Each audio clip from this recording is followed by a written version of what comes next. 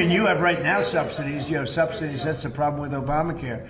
The subsidies are so much. It's billions and billions of dollars is being wasted.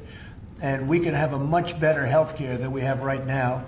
And we're talking to them. I mean, I'm not saying that's going to happen because this has also been going on, not for 3,000 years, but it's been going on for a long time. But yeah, we're talking to the Democrats. You would work to make a deal with them on. I'd like to see a deal made for great health care. Yeah, I want to see great health. I'm a Republican, but I want to see health care much more so than the Democrats. So, Mr. President, on all of this, as you know, the American people are experiencing a lot of pain with any kind of government shutdown.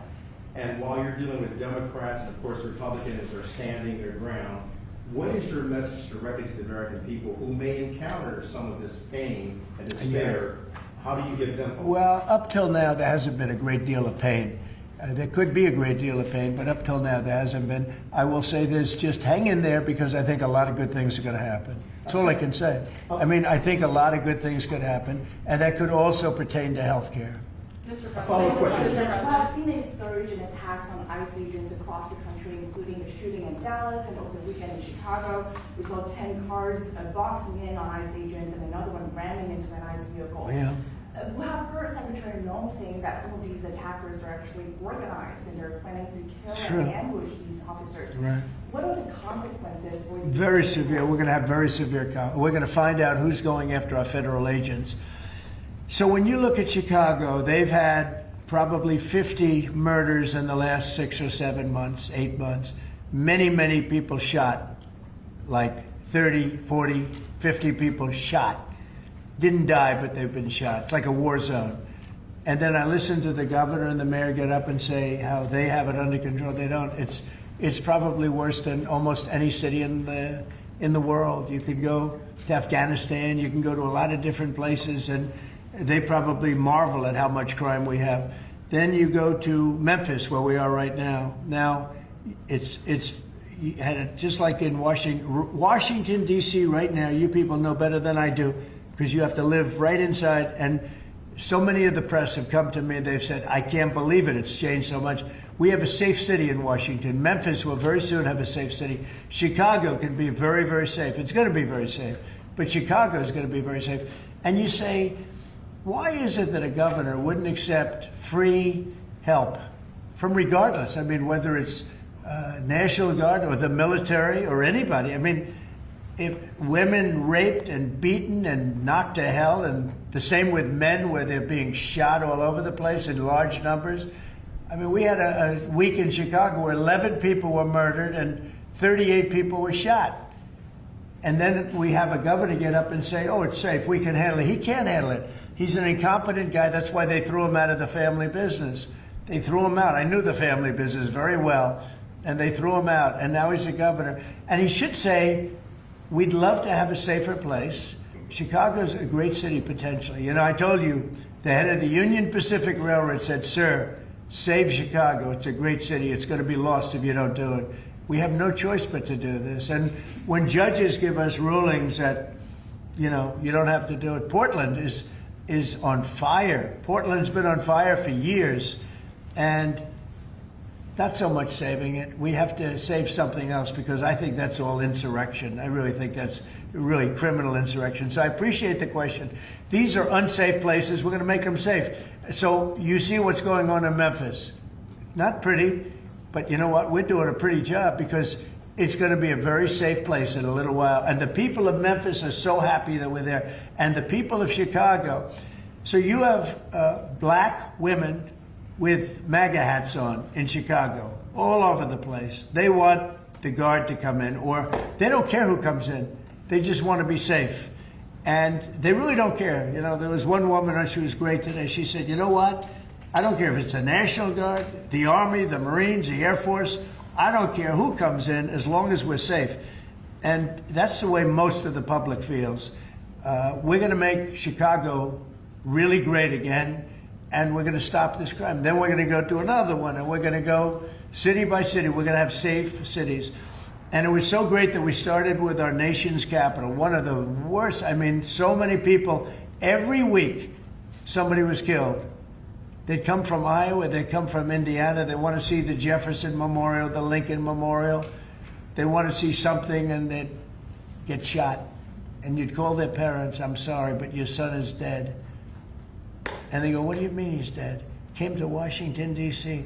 Not anymore. That's not happening anymore. We have a safe place. We have a safe capital. It's as safe as we have probably almost just about in the country.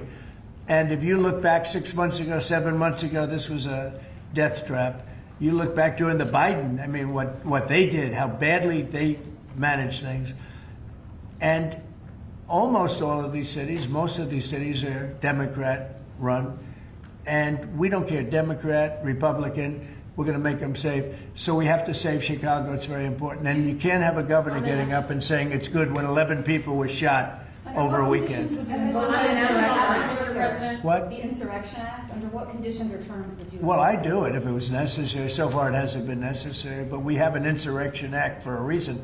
If I had to enact it, I'd do that. If people were being killed and courts were holding us up, or governors or mayors were holding us up, sure, I'd do that. I mean, I want to make sure that people aren't killed. We have to make sure that our cities are safe. And it's turning out, and we started with D.C. It's been so successful. Think of it. People wouldn't go to restaurants. The restaurants were closing. We were losing a lot of restaurants, as you all know. And now restaurants are opening and they're thriving. And I went 2 weeks ago and it was great. I'm going to go again. I felt very safe, very safe. Forgetting about guards and Secret Service, I would have gone. It would have been very safe. D.C. is a great, and look at the cleanliness of D.C. Look at how it's clean. You don't have tents all over the place. We had parks where you couldn't even walk through the park. You had people from tents, and there were violent people. Some of these people were violent people. We have a great, safe capital again, and if you look at it in 6 months from now, it'll be the most beautiful anywhere in the world. It's being cleaned. The graffiti's all gone now. The tents are all gone. We have a capital that you can be proud of, but it'll only get better with time. Mr. President, tomorrow is October 7th, the 2-year anniversary of the original Israeli attack. Do you expect the Gaza deal tomorrow, or any sort of hostage? I think we're going to have it soon. I think we're going to have a deal. It's a hard thing for me to say that when for years and years they've been trying to have a deal with Gaza, but I mean, literally for centuries. Okay, if you really think about it. But we're going to have a Gaza deal, I'm pretty sure, yeah. And what do you think about the talks? Well, I'm the one that got the hostages back. Remember that, you know? I'm the one that. I was going to ask you that. Yeah, I got them back. Israeli citizens are celebrating what you've accomplished in this deal. Should it come through, there will be a lot of celebration on the streets of Israel. The hostages' families, have they been in contact with you with regard to this deal that could happen? They're so happy about it. It's like they can't breathe. One said, I can't breathe.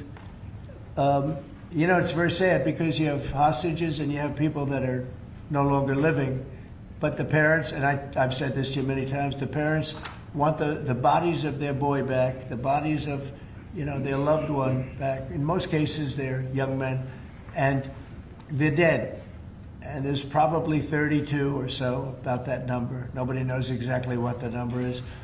They want that body back as much as if their son were alive. I've been with them. You know, many have come to the White House, to the Oval Office. I've been with many of the people that I got released. We have a fantastic group working on it. Steve Witkoff has been amazing. Jared, I have Jared. I took Jared out because Jared's you don't find anybody more capable, and we have the A+ team working on it. I think we've made tremendous progress. And yeah, the people of Israel wanted to happen, but the people related to hostages, I mean, you see in Israel tens of thousands of people. They really want the hostages back, and they really want things to end. And I think Hamas now has been, all I can say is they've been fine. They've been fine. I hope it's going to continue that way. I think it will. I really think we're going to have a deal. We have a really good chance of making a deal, and it'll be a lasting deal. We want to have peace. This is beyond Gaza. Gaza's a big deal, but this is really peace in the Middle East. And the amazing thing is we have every Arab country, every Muslim country, we have every country surrounding. They all want. I spoke with President Erdogan of Turkey. He's fantastic. He's been pushing very hard. He's a very powerful guy, and he's been pushing very, very hard to get this deal done. And Hamas has a lot of respect for him. They have a lot of respect for Qatar. They have a lot of respect for UAE and Saudi Arabia. We have everybody is on our side to get this deal done. There's never been anything like it. Nobody's ever seen it. There's always been like 80% of them don't want something done. I think virtually we even had a signal, a very strong signal, as you know, from Iran. They'd like to see this done. Mr. President, Governor Abbott offered up the Texas National Guard to you. Have you had any other conversations with other red state governors? Yeah, I have. They're willing to offer. Every one of them is willing to offer whatever we need. We thank Governor Abbott of Texas. Every one of the red state, as you call them, red state governors is willing to give whatever we need because they want our agents protected. You know, these ICE agents have a tough job. They have to go in and get, in many cases, stone cold criminals, hardened criminals, long-time criminals. And every, essentially, Republican governor has offered up whatever we need. And some Democratic governors also. Daniel? Yeah, Mr. President, thank you. A quick question on the subject of the order. The Biden administration, previously speaking, they shut down Alaska for business. You reversed that, reversed it on day one, you opened it up, going after all the critical minerals. This mission of yours, Secretary Burgum, Secretary Wright, to boost our own independent production of critical minerals, rare well, it's earths. necessary, Can you just talk right? about how important that is over the next 4 years, sir? Well, it's very necessary. You know, in the past, we were able to go to other countries, buy whatever we want, but all of a sudden, if those countries are hostile, and by the way, China hasn't been. We've made deals with China. You know, they approved the TikTok deal. Everyone said you'd never get the TikTok deal approved. They approved it, and we have great people buying it. Big, strong American companies are buying it, the most prestigious companies there are, actually, and they're going to make sure everything's good. But President Xi was great. He approved it. So I'm not saying hostile, but it's good to have our own minerals. And, you know, we create a tremendous value by creating a road. We build a road that only we can do because we have the rights to do it, number one, and we have the power to do it. And so we build a road that's over 200 miles long through a very beautiful area of the world. Actually, it's incredible. When you look at it, it's incredible. But a rough area from the standpoint of building. So we get a road done. And with that, we unleash billions and billions of dollars of wealth. It's pretty amazing when you think of it. And it's wealth that we need if we're going to be the #1 country. You know, we're #1 now with AI. You probably read. We're beating everybody with AI at levels that nobody ever thought even possible.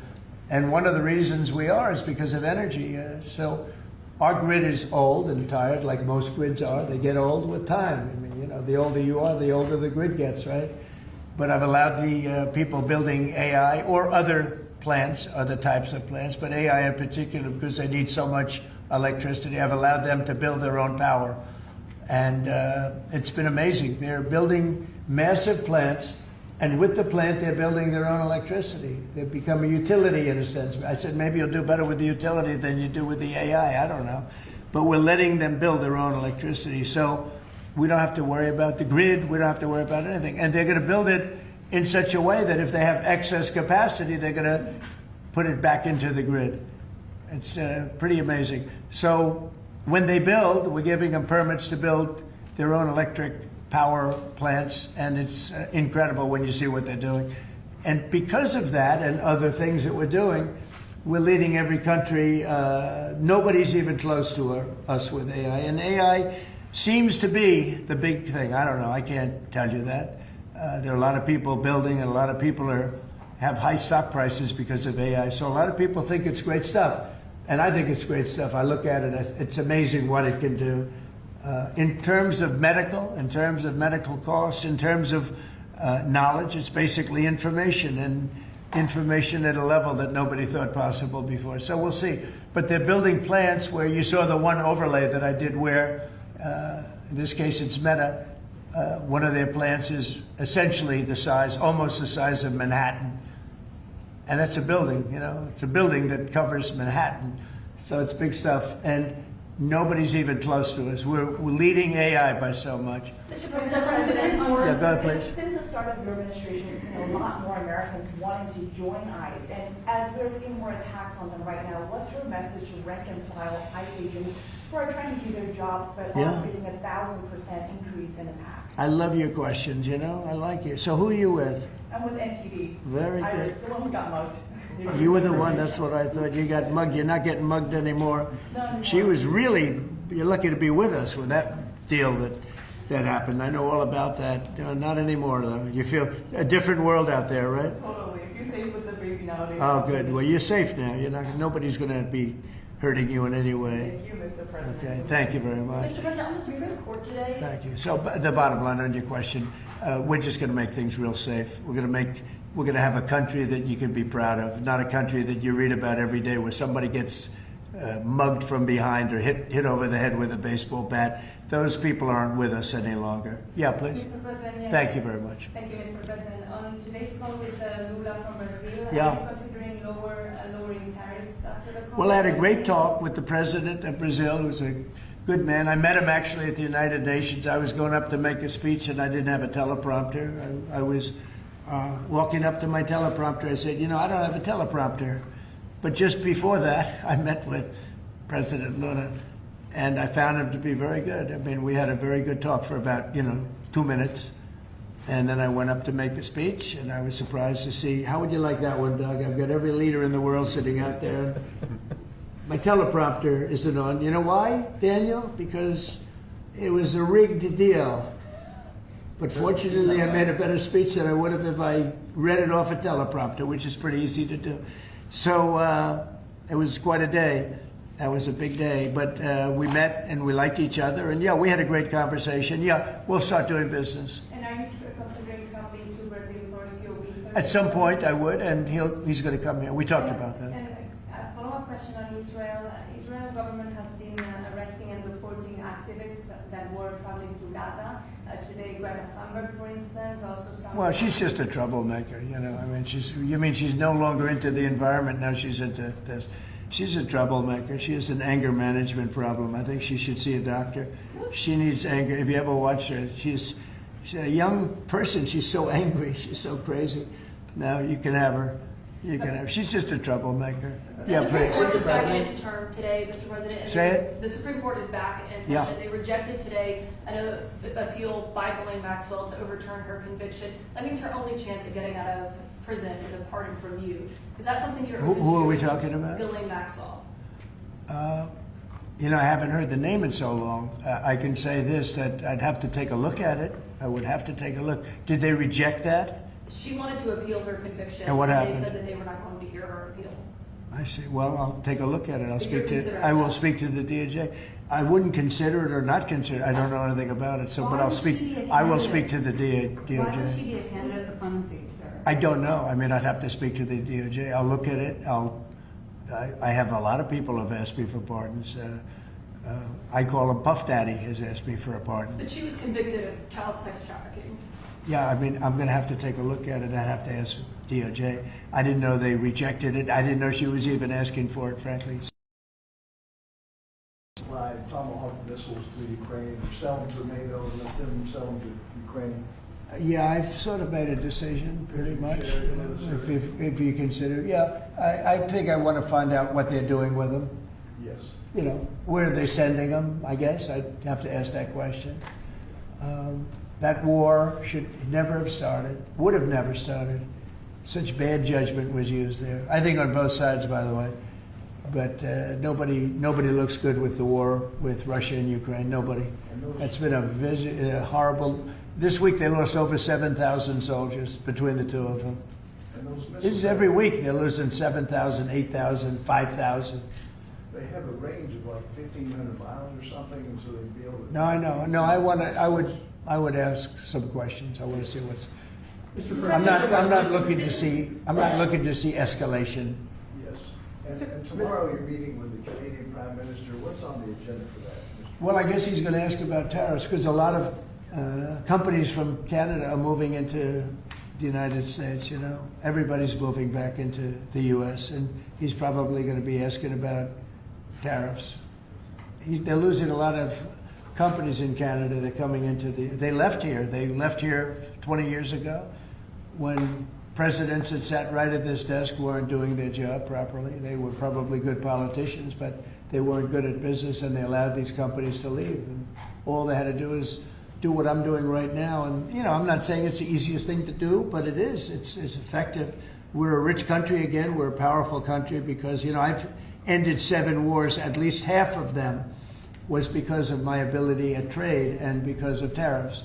If I didn't have tariffs to throw around a little bit, you would have at least 4 wars raging right now with thousands of people a day being killed that aren't happening. We've settled. You know, we settled 7. We're getting close to settling 8. That would be a big one. And that's something that could happen. But so I think he's coming probably to talk about tariffs because a lot of companies are leaving Canada to come into the U.S. And they're leaving Mexico. And by the way, they're leaving China. They're leaving all over the world to come into the U.S. And would you Nobody's actually seen anything like it. Would you shift your position on tariffs in response to whatever? Well, I mean, look, my positions turned out to, everybody said I'm right. They find billions of dollars that they didn't even know they had. Recently, they said they found billions of dollars and they couldn't understand. I said, check the tariff shelf. And they come in the next hour and they said, sir, you're right. It was from the tariffs. We're a rich, really rich country again. But more importantly, maybe influence. If I didn't have the power of tariffs, you would have at least 4 of the 7 wars raging. I use tariffs to stop wars. If you look at India and Pakistan, they were ready to go at it. 7 planes were shot down. They were ready to go at it. And they're nuclear powers.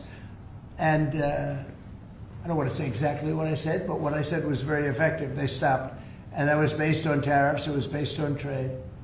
Tariffs are very important for the United States. We are a peacekeeper because of tariffs. Not only do we make, you know, hundreds of billions of dollars, but we're a peacekeeper because of tariffs. Mr. President. Yeah. On the shutdown, Mr. President, the shutdown that occurred during your first term lasted 35 days. Yeah. How long do you expect this shutdown to go?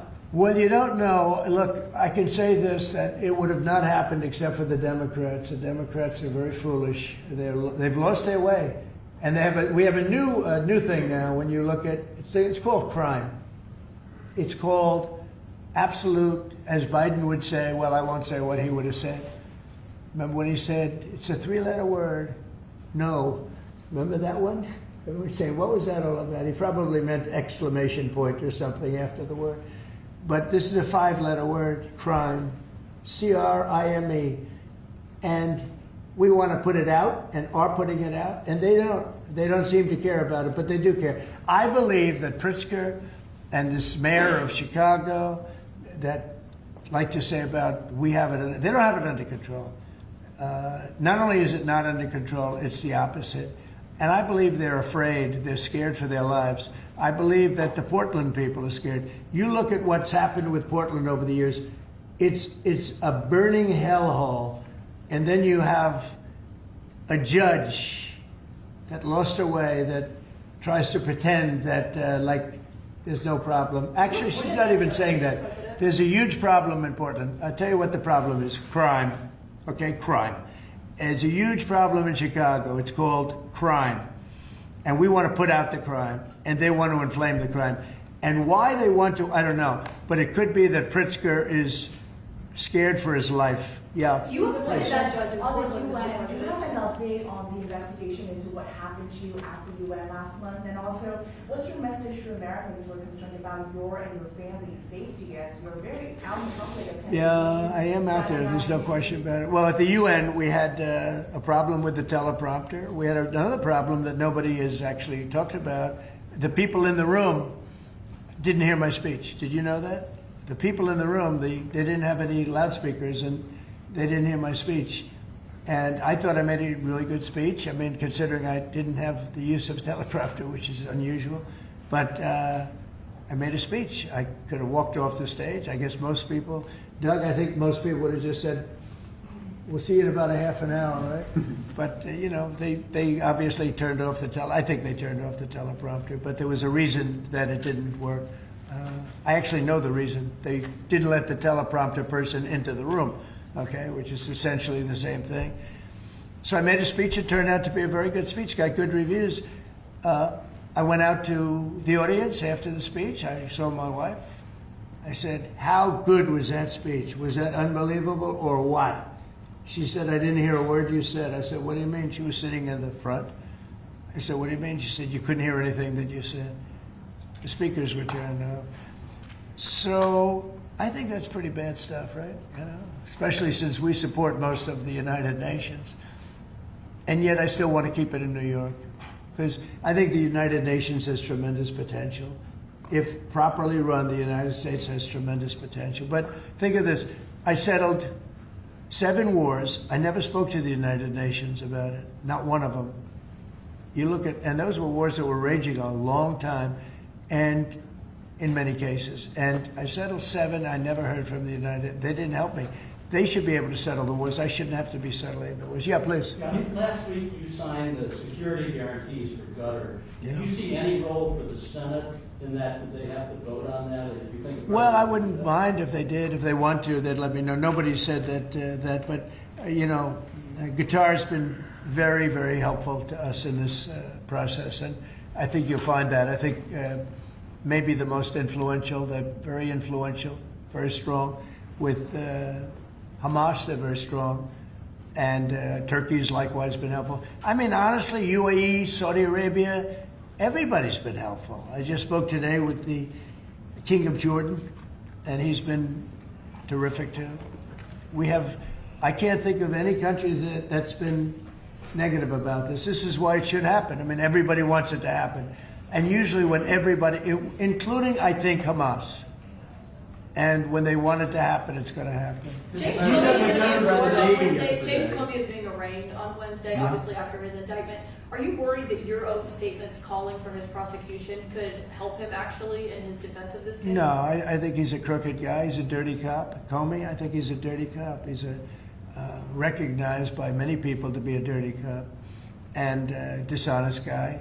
So all I have to do is, I mean, I have nothing to do with the case. I just say, But you called on Gambandi to prosecute him and oppose no, him. I don't call anybody. You know what? I'm allowed to do that if I wanted to do that. But Comey's a crooked guy. He has been for years. And he got caught. Look, he lied. This is just a simple case. He totally lied. And then he confirmed the lie on, I guess, numerous occasions, or at least one occasion. He confirmed the lie. He said, that's what I said, and I stand by it. And, you know, I mean, the guy, and he didn't say, to the best of my knowledge. He didn't say, well, I don't remember. He made a very definitive statement and a very important statement concerning him. And he got caught in an outright lie. And that's why a group of people, it wasn't me that voted, they voted to indict him. But he's a crooked guy, in my opinion, and we'll find out. The court's going to determine that in a little while, I guess, yeah. You met with members of the Navy yesterday, Mr. President. Yeah, I'm going to do some farm stuff this weekend. You met with Yeah, members please. of the Navy yesterday celebrating It was their unbelievable. 250th. Can you talk about that? And as we get closer to America's 250th, you've initiated a prayer initiative as well. Yeah. Talk to me about both of those events and why they're so important, particularly the prayer initiative going forward to the... Well, we have, and we're dealing, as you know, with all of the different, and not just evangelicals, Christians. We're dealing with lots of different faiths, religions, and I felt for a long time that, you know, if a country doesn't have religion, doesn't have faith, doesn't have God, it's going to be very hard to be a good country. You know, there's no reason to be good. I want to be good because you want to prove to God that you're good, so you go to that next step, right? So that's very important to me. I think it's really very important. And yesterday was amazing. We went out. We went to the naval base, the largest in the world, actually, and I saw things that were incredible. The level of I don't want to use the word weapons, but they are weapons. Is the technology on these planes, on the carriers, on all of the different things that we saw. They gave us missile displays. They did the whole. I don't think they've ever done anything like it, but it was really impressive. And the talent of the pilots, where they can land. You know, the aircraft carriers look massive, but when you put them in the middle of, like, the Atlantic, or in this case, pretty far off the coast of Virginia, and it's sitting in a big ocean, and it was pretty calm yesterday, but it's still a little bit testy, right? Yeah. And you have these guys land right on a thing and come to a sudden screeching halt, and they're really something. They were taking off yesterday, and they look over, yes, sir, and then you see them, and you see them just get ripped back into the seat because the G-forces are so great. And actually, if you're not in great shape, because they were doing maneuvers that were incredible yesterday, and the admirals were explaining that if you're not in really good shape, you don't make it because you pass out. These guys, and women. I met some women pilots that it's incredible what they're able to do. So we saw something that was great, and you saw the spirit, because we had for a couple of thousand. I think they had probably 22,000, largely sailors, all dressed in the most beautiful white. There wasn't a spot on any of those uniforms. I looked at them. It was just a wave of white, and it was a great crowd and great reception. So, getting back to a very important question that was asked, when you go back a year ago, people weren't joining the armed forces. They weren't joining the Army, Navy, Air Force, Marines, the Coast Guard, Air Force. If you look at, any of them, they weren't joining, Space Force. And now we're setting records, recruitment. And that goes for the police and fire. Now they want to be policemen, they want to be firemen. And firemen, people don't mention them, but they're incredible. I know so many of them, they're brave as hell. I wouldn't want to do it, tell you. But they weren't able to recruit. The police weren't able to recruit. And the military wasn't able to recruit. We were really off. And I got elected, and it really started on November 5th. I got elected, and somehow the country developed a spirit. Financially, yes, but also with the military. And now we have record levels of people wanting to be in. Every force is filled. We have waiting lists to get into the Marines, to the Army, to the Navy, to the Air Force. We have Coast Guard. We have waiting lists to get in. It's amazing, actually, what's happened. We have a country it was a dead country, and I say it all the time. We had a dead country 1 year ago. Now we have the hottest country anywhere in the world. And it's nice to see you. I've watched you for years on television, so it's nice to meet you. Thank you very much, everybody. Thank you, Brad.